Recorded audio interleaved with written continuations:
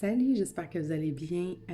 Aujourd'hui, j'avais envie de faire une petite vidéo en toute simplicité suite à une discussion en privé que j'ai eue avec quelqu'un qui avait besoin d'avoir une certaine guidance, en fait, ouais, une guidance. Je me rends compte à quel point, même si parfois j'ai l'impression que les trucs de base en spiritualité sont déjà acquis par la majorité des gens, c'est pas toujours le cas.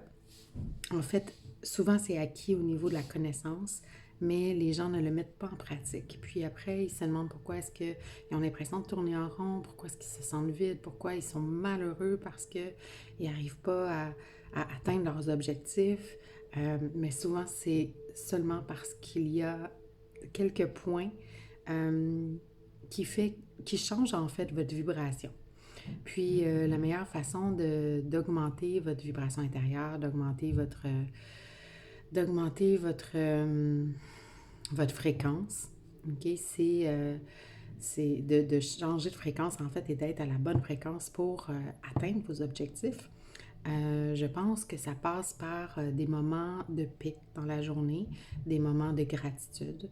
Donc, on va revoir un peu ces bases-là, ces fondamentaux-là, selon moi, dans la spiritualité. Puis ça vaut aussi pour tous ceux et celles qui ont envie de développer leur capacité extrasensorielle. Donc, leur médium, leur côté un petit peu médium.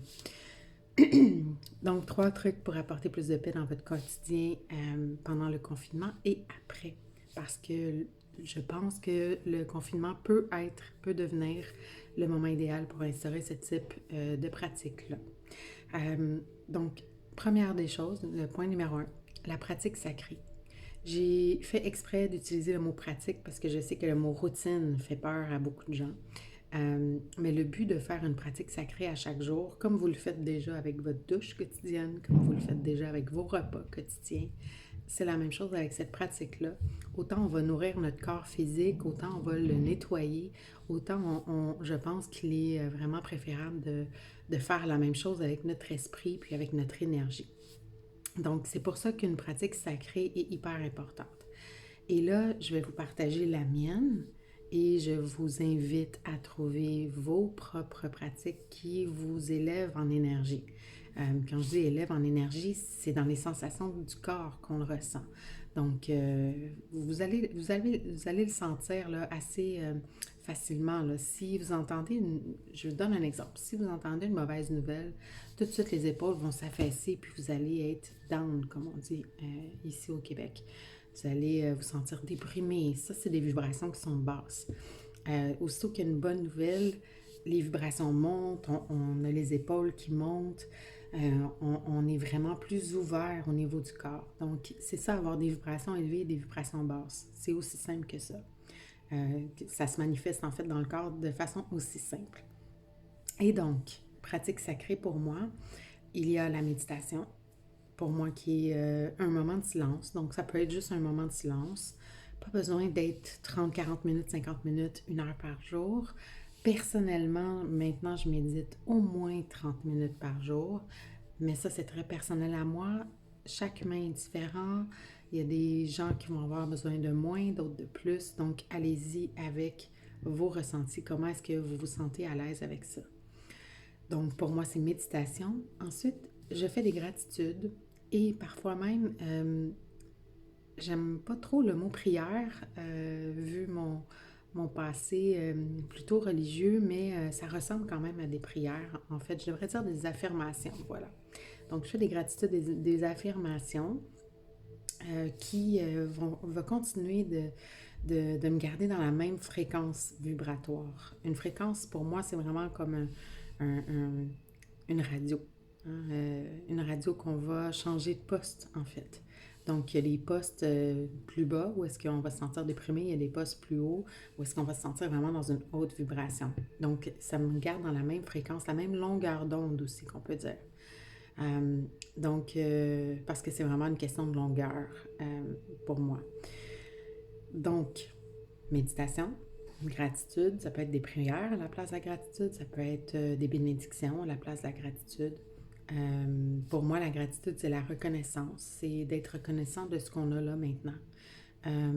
C'est d'être reconnaissant de ce qui se passe dans nos vies, du plus simple au plus complexe. Ça peut être d'avoir Internet, d'avoir un portable qui me permet de me filmer et de vous transmettre ce type d'enseignement-là.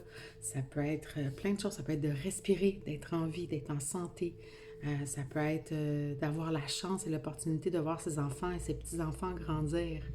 Les gratitudes, là, il y en a des millions et des millions et des millions de possibilités.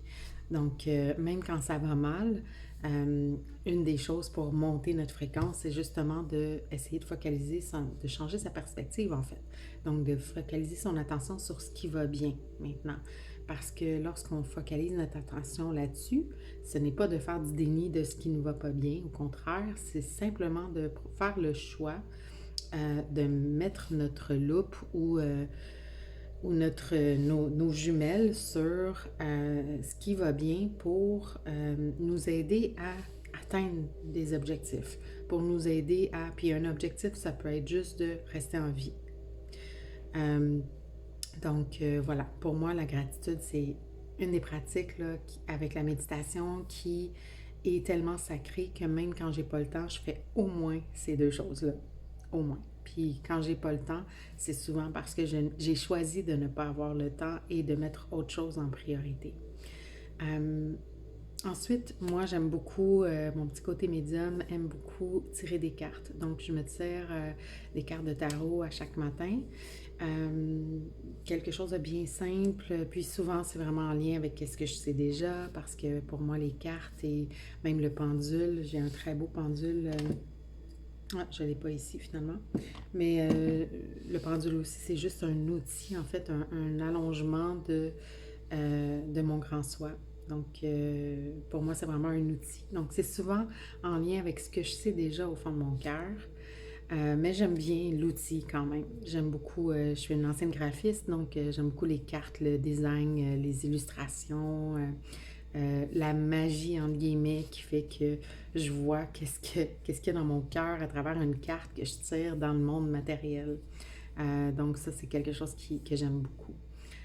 Puis ensuite, ce que j'essaie de faire la plupart du temps, c'est soit de lire un livre vraiment motivant qui va m'aider à changer ma perspective sur un domaine de ma vie, par exemple. Puis ça a toujours été, j'ai jamais vraiment été une fan de romans, là. Ça a toujours été soit des guides, soit des livres à caractère, développement personnel, spiritualité. En fait, les seuls romans que j'ai lus, c'est ceux de Paulo Coelho.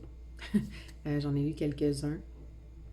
Dont L'Alchimiste, que si vous n'avez pas lu ce livre, je vous encourage fortement à le lire. Ça se lit tout seul, ça se dévore carrément. C'est une très très belle histoire qui nous ramène vraiment justement à l'essentiel, puis à apprécier le moment présent et le chemin dans lequel nous sommes plutôt que d'attendre, d'atteindre un certain objectif pour être heureux. Donc voilà.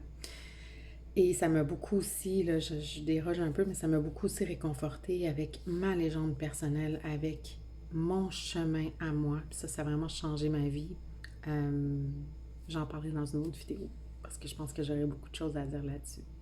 Donc ça, c'est le point numéro 1, la pratique sacrée. Pour moi, elle est constituée de 4 choses, parfois 5, parce que parfois en plus du livre ou en remplaçant du livre, dépendant du temps que j'ai devant moi, parce que des fois, ça m'arrive de me lever trop tard.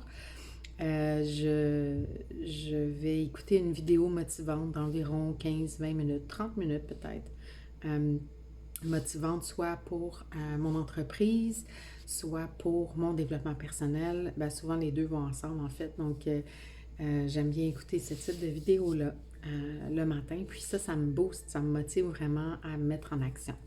Ce que j'aimerais maintenant rajouter à ma pratique sacrée et qui viendrait vraiment équilibrer le tout, ça serait de faire ma séance de sport le matin, comme ça, après toutes ces choses-là. Puis peut-être même qu'en écoutant la vidéo ou en lisant mon livre, je pourrais faire du sport en même temps, comme faire du vélo stationnaire. Bref, ça s'en vient, une chose à la fois. Et je vous en parle parce que justement, je veux vous encourager à mettre en place une pratique sacrée, mais ça ne se fait pas en criant ciseaux. Ça ne se fait pas du jour au lendemain. Rapidement, on intègre 10 choses comme ça dans sa routine, dans son quotidien. c'est une chose à la fois. Donc, j'ai commencé vraiment par la méditation et j'ai commencé par la méditation à raison de 2 fois par semaine seulement. Donc, 2 fois par semaine, j'avais ma pratique de méditation le matin et je n'en dérogeais pas. Et aussitôt que j'ai ressenti l'élan de devoir rajouter soit des minutes ou soit une fréquence plus élevée, comme 3 jours par semaine, par exemple, je l'ai fait. Donc, je me suis vraiment laissé le temps d'apprivoiser à chaque fois ma pratique de méditation. Puis, c'est ce que je fais maintenant parce que j'ai tendance, peut-être que vous êtes comme moi, à me donner des super gros objectifs, comme si je pouvais sauter de la première à la 20e marche d'escalier. Mais c'est pas possible, c'est pas comme ça que ça fonctionne. Donc, même si j'essaye de le faire, ça ne fonctionne pas sur le long terme. Alors, je tends à vraiment diminuer mes objectifs au minimum. Donc, 1 à 2 jours semaine, je commence à méditer. Puis, après 2 semaines, j'augmente la fréquence. Puis, après 2 semaines, j'augmente encore la fréquence. Toujours dans le but d'améliorer quand même, là, sans rester stagné à 2 fois semaine. Là. On augmente, on augmente, on augmente. Donc, et ça m'apporte à dire aussi, ça me porte à dire aussi d'être très bienveillant envers soi-même parce que, parce que c'est pas en vous tapant sur la tête, en ressentant de la culpabilité parce que vous n'êtes pas arrivé à faire votre pratique dans la journée que ça va arranger les choses. Donc, dites-vous juste que c'est OK, aujourd'hui c'est comme ça, demain est un autre jour. Donc, on fait juste remettre la pratique en place. Il n'y a pas de souci avec ça. L'important, c'est de le faire et de s'engager envers soi-même parce que c'est du temps qu'on se donne à soi. Donc, deuxième point, c'était mon point le plus gros. Deuxième point, pour apporter plus de paix dans votre vie, faire une pause émerveillement de quelques minutes, plusieurs fois par jour. C'est quoi une pause émerveillement? C'est comme des micro-sessions de gratitude envers quelque chose que vous voyez ou que vous entendez ou qui va stimuler vos 5 sens. Donc, ça peut être au niveau du goûter aussi. Je suis quelqu'un qui est facilement émerveillé par la nature, facilement émerveillé par le goût de la nourriture, même parfois juste à boire de l'eau, je suis comme « Ah, c'est tellement bon de l'eau ». Donc, c'est vraiment d'être émerveillé, c'est ça l'émerveillement, c'est de mettre ses yeux d'enfant pour voir les choses. Tu sais, un enfant qui n'a jamais vu un cristaux, par exemple, il va le regarder de tous les côtés, puis il va être vraiment émerveillé. Puis nous, souvent, on a l'habitude de juste les voir, puis on passe à côté comme si ça n'existait pas. Donc, c'est vraiment de se ramener à un état d'émerveillement de la vie en général. Ça peut être le rire de vos enfants aussi, hein. Ça, souvent, on peut recapter l'émerveillement à travers les yeux de nos enfants. Donc, je vous encourage vraiment à faire ça le plus souvent possible si ce n'est pas déjà le cas. Puis si c'est déjà le cas, mais de le faire avec conscience, déjà, ça augmente un petit peu le niveau d'émerveillement, si je peux dire. Puis, pour moi, ça, c'est quelque chose qui me rend vraiment dans la joie, en fait, qui m'amène à être en gratitude avec qu'est-ce qui est là devant moi, à voir l'abondance aussi qui est là partout dans ma vie, finalement. Puis, ça me met vraiment dans un état de paix. Donc, je me sens pas en colère, je me sens pas triste, je me sens pas apeurée par quoi que ce soit quand je suis dans un état d'émerveillement. Donc, voilà pour le deuxième point. Bien nourrir son mental. Ça, c'est le troisième point. De contenu apaisant, joyeux, rempli de gratitude et de compassion. Bien remplir son mental. Bien nourrir son mental. Comme on ne va pas manger de la poutine 3 fois par jour, 7 jours par semaine, je ne vais pas écouter les médias, les journaux et l'actualité 3 fois par jour, 7 jours par semaine. C'est pas comme ça que je vais rester dans un état de paix. Je dis pas non plus de rester ignorant de ce qui se passe dans l'actualité, mais malheureusement, les médias aujourd'hui ont tendance à soit exagérer les faits, soit mettre l'emphase sur les scandales pour vraiment nous attirer, parce que l'être humain est comme ça, on est attiré vers ce qui est spectaculaire et magique ou magique. et scandaleux même. Donc, beaucoup d'êtres humains sont encore attirés par ça. Personnellement, moi, je m'enlève de cette pratique-là de devoir absolument... en fait, j'ai juste réalisé à quel point ça drainait mon énergie que d'écouter trop souvent les nouvelles. Donc, d'écouter une fois de temps en temps, puis même encore euh, le moins souvent possible. Ça, c'est moi. Puis là, je vous parle des nouvelles parce qu'on parle de confinement, mais peu importe, hein, ça peut être... pour moi, là, les films, et ça, c'est vraiment personnel, là, attention, vous faites ce que vous voulez chez vous et je ne vous juge pas, c'est vraiment personnel à moi. Je suis incapable d'écouter des films d'horreur, d'écouter des films qui ont trop de violence. Je pensais que c'était parce que euh, je pensais que mon hypersensibilité était un problème, en fait. Mais finalement, non. Quand je regarde ces choses-là, je me sens juste pas bien. Donc, j'ai arrêté d'écouter ces films-là. Et ça, c'est très personnel à moi. Donc, moi, pour moi, c'est pas nourrir mon mental de contenu apaisant, joyeux, rempli de gratitude ou de compassion ou d'amour. Donc, je préfère vraiment nourrir mon mental de ça. Personnellement encore, puis là, je mets encore mon stop pour que vous fassiez votre propre idée de la chose, que vous voyez dans votre vie, qu'est-ce qui résonne ou pas.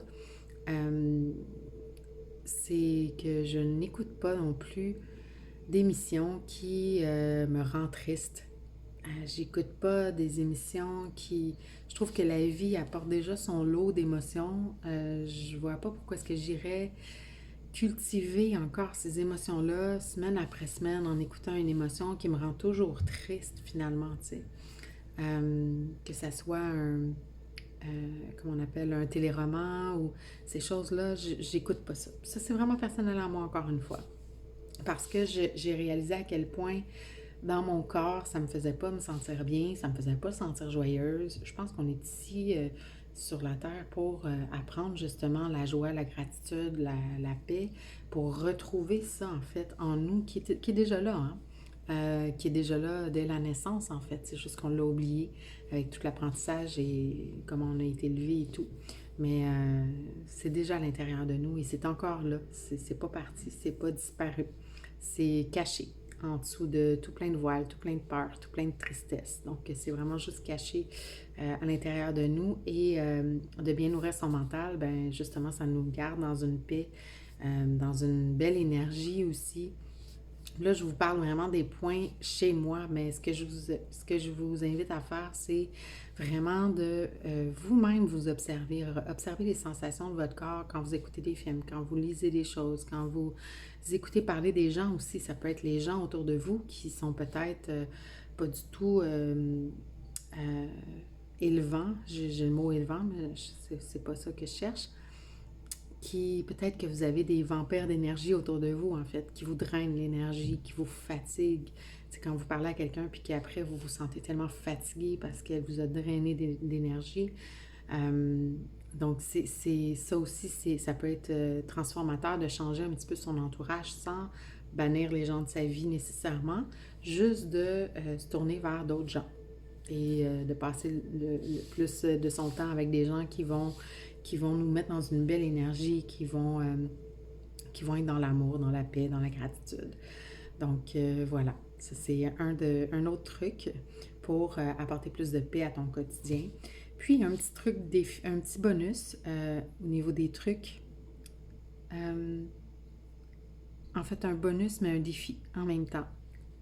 Je vous challenge aujourd'hui de faire un exercice ou une activité qui va faire sauter de joie votre enfant intérieur. Votre enfant intérieur, c'est la petite fille ou le petit garçon en vous, là. Allez chercher qu'est-ce qu'il faisait sauter de joie ou qu'il rendait vraiment joyeux. Puis si vous ne trouvez pas, pour X raison, je vous invite à explorer. Explorer quelque chose que vous auriez toujours aimé faire.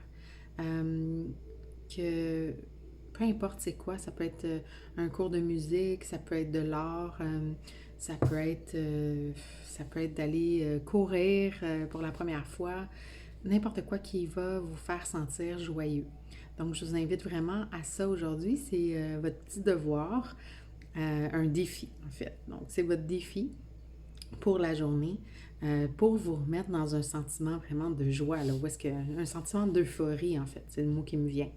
Euh, donc voilà, c'est ce que j'avais envie de vous parler aujourd'hui. J'espère que ça vous a donné des petits rappels, que ça vous a aidé à voir qu'est-ce que vous devriez peut-être mettre en pratique pour vous aider à vous apporter plus de paix, à vous mettre dans une belle vibration pour ensuite euh, attirer à vous ce que vous désirez. Donc, je vous souhaite une belle fin de journée si vous m'écoutez aujourd'hui. Puis, on se revoit très bientôt dans une autre vidéo.